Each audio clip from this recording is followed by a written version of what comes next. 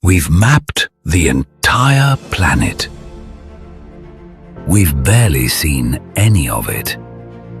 There are places on Earth that don't look like they belong here. Water-stained pink, so pink it doesn't look real. A crater holding liquid rock boiling open to the sky. Ice that glows blue, hiding active volcanoes. And an entire city that vanished so completely the jungle swallowed it for 1,000 years. None of this is AI. No filters, no effects. These are real places on real ground. Some lost, some buried, some never meant to be found at all. 15 of them, scattered across deserts, oceans, mountains and ice. And most of them you'll never have heard of, especially the final one. The closest thing this planet has to hell. This is Forgotten Earth, and it begins with a canyon named after those who got lost trying to find it. They named it after getting lost. In 2011, a group crossed the Ica Desert in southern Peru, searching for a canyon locals had mentioned. They wandered for hours. When they found it, 200 meters deep, walls layered like pages of a book never opened. The journalist called it Cañón de los Perdidos, the Canyon of the Lost. It drops in 4 levels, each one different. The deeper you go, the older the rock gets. Turquoise pools sit at the bottom where no water should exist. 30 million years ago, all of this was ocean floor. Whale bones and ancient shark teeth still sit inside the rock. And in the desert surrounding this canyon, paleontologists found something that rewrote the textbooks. A 40 million year old whale with 4 legs and hooves. A creature that could walk on land and swim in open ocean. The sea left, the desert came. The bones stayed exactly where they drowned. The next one isn't buried. It's bright enough to confuse a satellite. 70 square kilometers of pink. Not faded, not subtle, bright, unfiltered neon pink, visible from aircraft and satellites without enhancement. Hutt Lagoon sits near Port Gregory on Western Australia's coast. The color comes from a single-celled algae called Dunaliella salina.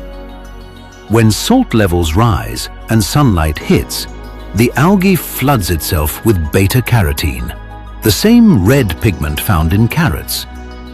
The saltier the water, the deeper the pink. Here's what most people don't know.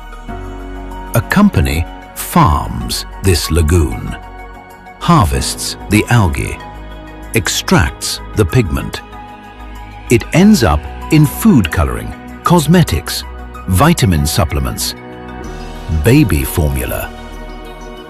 One of the most photographed lakes on Earth is also a working factory. And it's disappearing. Other pink lakes across Australia have already lost their color. Rainfall dropping salinity, roads and railways cutting off the salt flow that kept the algae alive. The ones still pink may not stay that way. From color that shouldn't exist to a valley where almost nothing does. For half the year, the main road vanishes under snow. The other route stays open, barely. Icy switchbacks, sub-zero temperatures, and 2 days of driving just to reach the valley floor. Spiti sits at 12,500 feet in the Indian Himalayas, a cold desert wedged between Tibet and India. The name means the Middle Land, the land between two worlds. The road that reaches it clings to cliff edges with nothing underneath. One lane, no barriers, drops that don't end. At the end of that road, Key Monastery rises from a hilltop, like something stacked by hand over centuries. Because it was.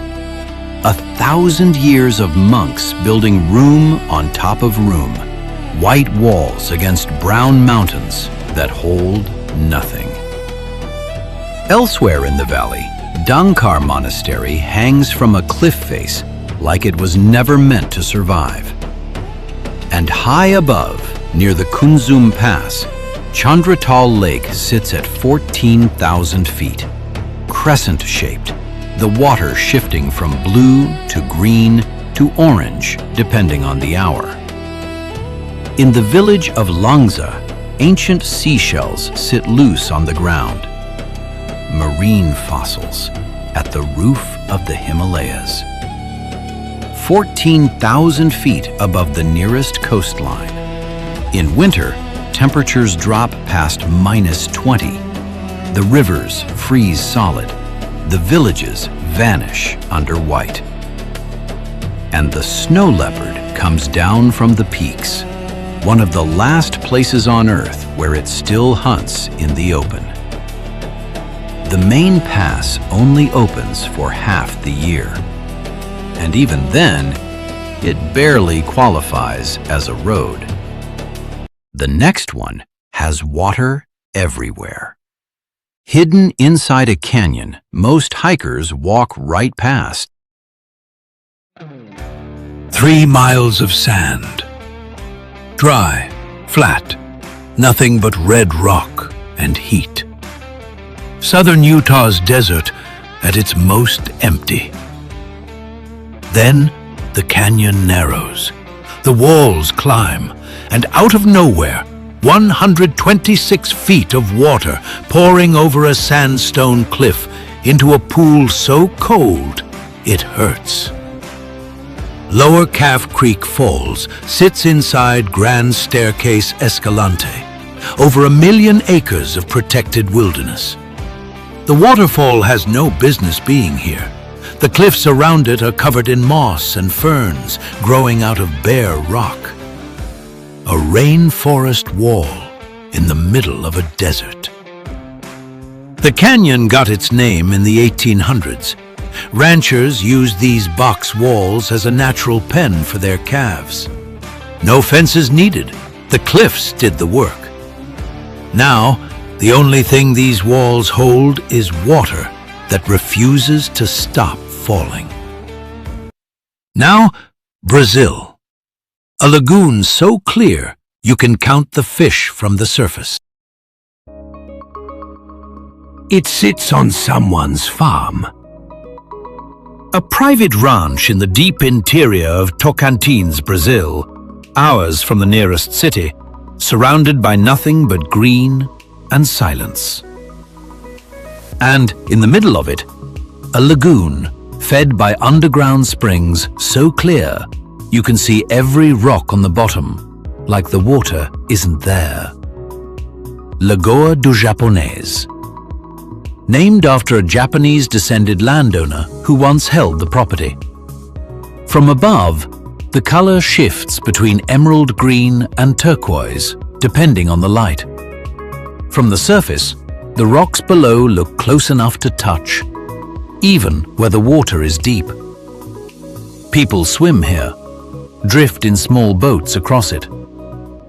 And somehow, in a country with 10,000 beaches, this hidden lagoon on a farm in the middle of nowhere hides some of the clearest water in all of Brazil.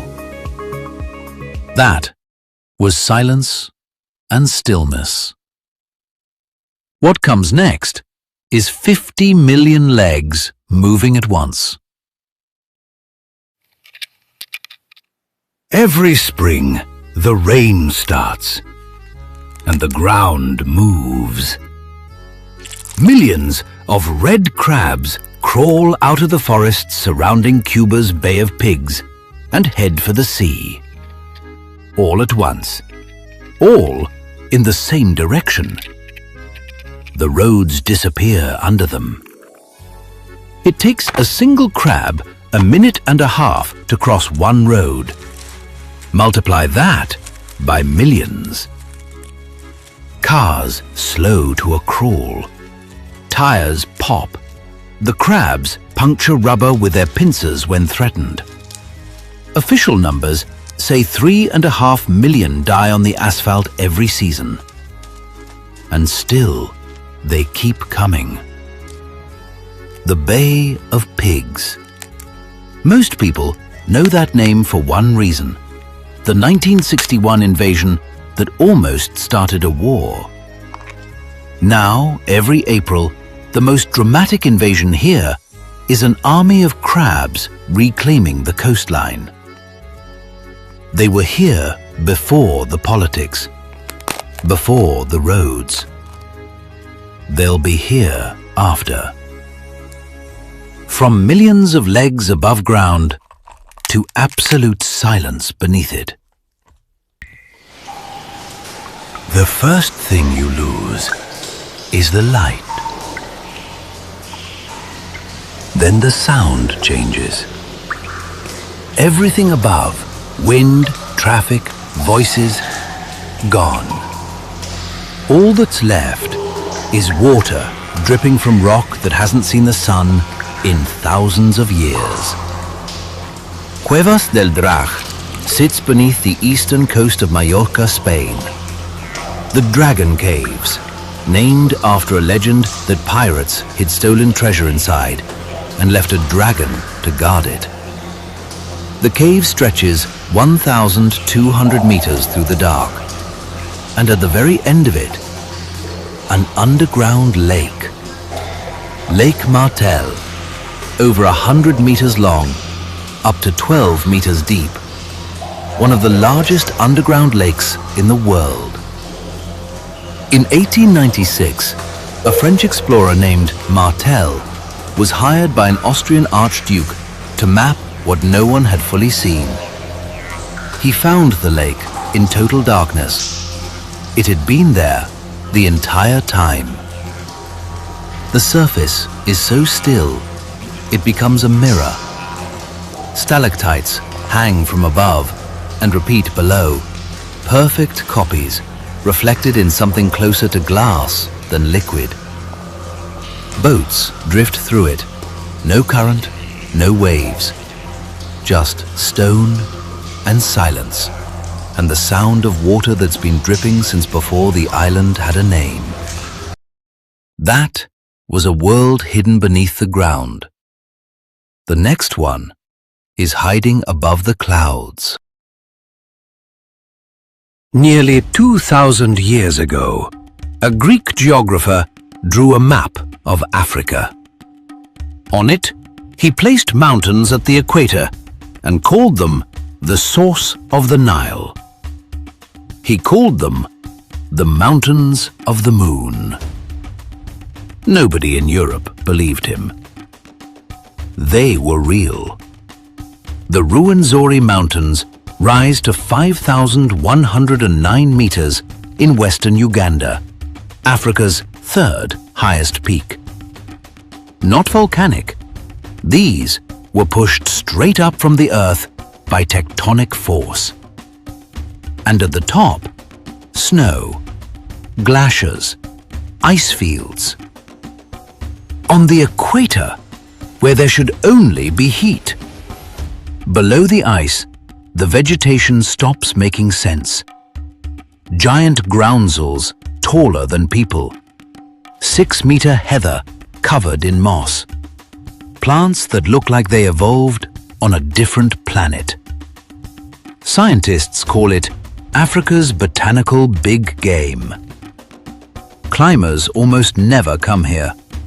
30,000 summit Kilimanjaro every year. Fewer than 1,000 attempt the Ruwenzori's. The glaciers are vanishing. A century ago, they covered 7 square kilometers. Now, less than 1 remains. Within a generation, the mountains of the moon may have no ice at all. And after that, Japan, where the mountains don't fight you, they bloom. It doesn't look real. Hundreds of cascading vines hanging from massive trellises. Purple, white, pink, yellow. So thick, the sky disappears behind them. Every April, wisteria gardens across Japan erupt into color. Over 350 trees bloom in some parks. But one tree is the reason the world pays attention. The Great Wisteria. Over 160 years old, a single tree whose branches spread across 1,000 square meters. They're so heavy, a web of steel beams holds them from underneath just to keep them from collapsing. From below, it looks like a ceiling made of flowers. From the air, it looks like the ground is leaking purple. In the 1990s, the garden had to move to a new site. They took this tree with them, roots, trunk, everything. Experts said it wouldn't survive the transplant. It bloomed the following spring. At night, they light it. The tunnels glow. The colors shift. CNN called it one of the world's dream destinations. No filter, no enhancement. Just a tree that's been alive longer than anyone who's ever stood beneath it. The next one has nothing growing on it at all. A volcanic island slowly being buried by sand from a desert across the sea. How does a volcanic island end up with a desert on it? Boa Vista is a rock in the Atlantic, part of the Cape Verde archipelago, 570 kilometers off the coast of Africa. It was born from eruptions. The ground should be black, basalt, craters. Instead, the island is covered in white sand. The answer is wind. Trade winds blow off the Sahara, carrying millions of tons of sand across the sea. Boa Vista sits directly in the path. For thousands of years, that sand has been landing here, piling into dunes, mixing with dark volcanic rock, slowly burying the island underneath a desert that doesn't belong to it. Inland, the Viana Desert stretches across the northwest. White Saharan dunes surrounded by black volcanic ground. On the coast, those same dunes spill directly into the Atlantic at Praia de Chaves. Desert meeting ocean. On a rock that was only supposed to be black ash. Off one of its shores, the rusted skeleton of the Cabo Santa Maria sits where it ran aground decades ago. A cargo ship the ocean never gave back. The sand took the island. The sea took the ship. Slowly, without stopping. From sand and silence to a jungle so thick, the only way through it is by water. The rainforest here is 160 million years old. It survived the ice ages. It outlasted the dinosaurs. It's older than the Amazon by tens of millions of years. One of the world's largest flowers blooms here, a meter wide, and it smells like death. The lake in the middle of it is 40 years old. In 1987, Thailand flooded an entire valley inside Khao Sok to build a hydroelectric dam. 5 villages went under. Schools, temples, homes. What rose in their place was Cho Lan Lake. 165 square kilometers of emerald water with limestone casts punching through the surface, some nearly 1,000 meters tall. Others are hollow, cave systems hidden inside the limestone, carved out over millions of years. People sleep on it now. Floating bungalows drift on the water between cliffs draped in jungle. At dawn, mist rolls between the casts and the lake disappears beneath it. A long-tail boat cutting through that silence is the only proof anyone else is here. Everything about this place looks untouched, ancient, primordial. But dead tree trunks still pierce the water, drowned when the water rose, still standing where the forest used to be. 5 villages sit at the bottom. Nobody sees them, but they're there. From water hiding a secret beneath it, to stone hiding an entire civilization inside it. In 1888, 2 ranchers in Colorado rode out looking for stray cattle. They never found them. What they found instead was a city, built into the cliff face, hidden under a sandstone overhang, invisible from above.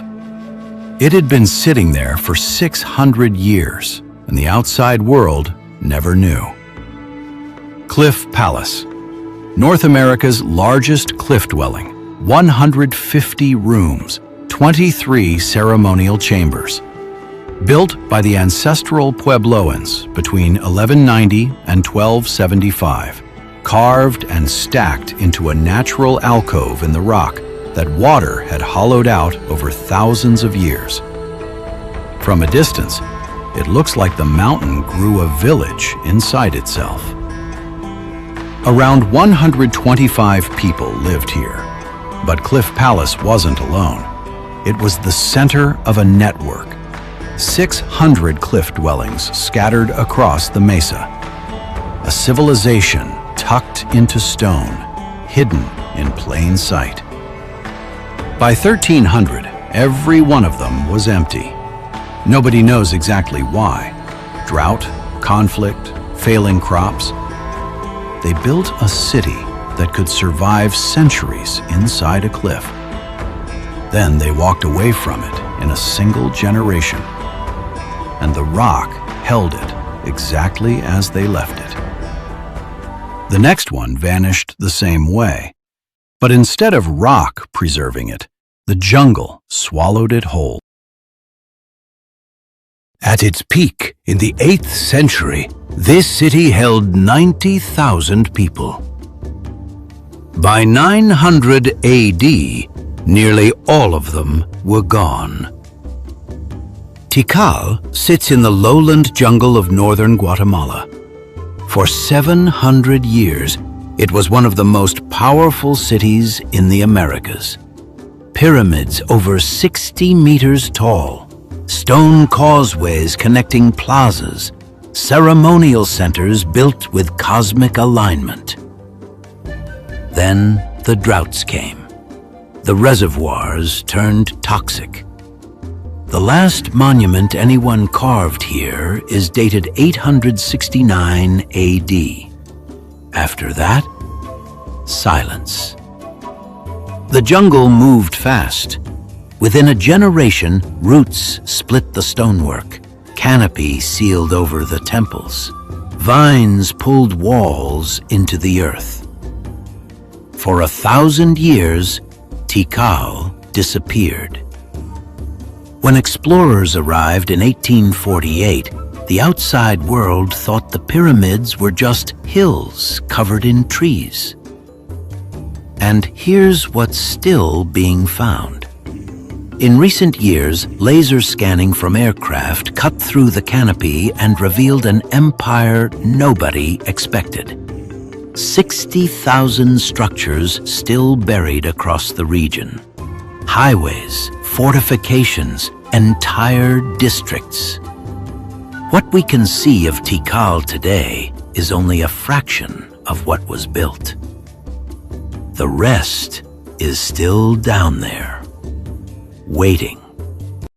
From a jungle hiding a civilization to ice hiding an entire landscape. The ice is blue. Not white, not pale. Blue, deep, vivid, glowing from the inside as if something behind it is lit. It's not a trick. Centuries of snowfall compressed into ice so dense it forces out every air bubble. What's left absorbs every color except blue. Some of the ice inside these caves is 900 years old. These caves exist inside Vatnajökull, Europe's most massive glacier. Nearly 8,000 square kilometers of ice, covering 8% of Iceland. But underneath it, volcanoes, 7 of them, active. In 2011, one of them erupted and sent ash 20 kilometers into the sky. You can see that history frozen in the walls. Black stripes of volcanic ash trapped between layers of blue. Every stripe is an eruption. Every layer is a winter. In summer, meltwater carves tunnels through the heart of the ice. By winter, those tunnels freeze into caves. Ice ceilings, ice walls, streams still trickling across the floor. Explorers walk through them, knowing the whole thing is temporary. What exists this winter will vanish by spring. Next year, new caves will form in different places. Nothing is permanent here. Not even the ground beneath your feet. And after 900 years of ice, the last place on this list has been on fire for over a century. The Afar people call it the Smoking Mountain. Everyone else just calls it hell. Erta'Ale sits in the Dunaliella Depression, northeastern Ethiopia, one of the hottest, lowest, and driest places on Earth. Temperatures hit 50 Celsius. The ground fractures. Nothing grows. And in the middle of it, a volcano holds a lake that isn't water. It's lava, liquid rock, open to the sky, boiling since at least 1906.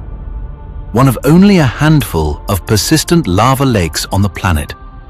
The surface cracks and reforms in real time. Waves of molten orange splitting apart the black crust that hardens and breaks again within seconds. At night, the glow lights up the crater walls.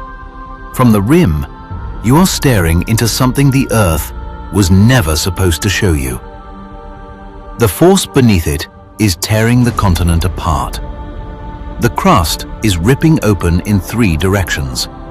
The Red Sea Rift, the Gulf of Aden, and the East African Rift all meet at this exact point.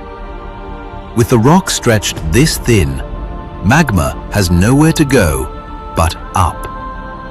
The climb only happens after sunset. The daytime heat would end it before the volcano could. So the trek begins in darkness, headlamps cutting through dust until the sky itself starts to glow.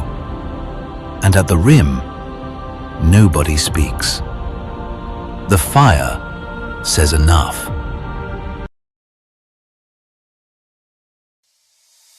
That was the last one. Not because the list ran out, because the video had to. Everything you just saw is real. Unmarked on most maps, sitting out there right now on the same planet you're standing on. The map is finished. The exploring isn't. This isn't the end of Forgotten Earth. It's the first one. So the next one is already on screen. Keep going.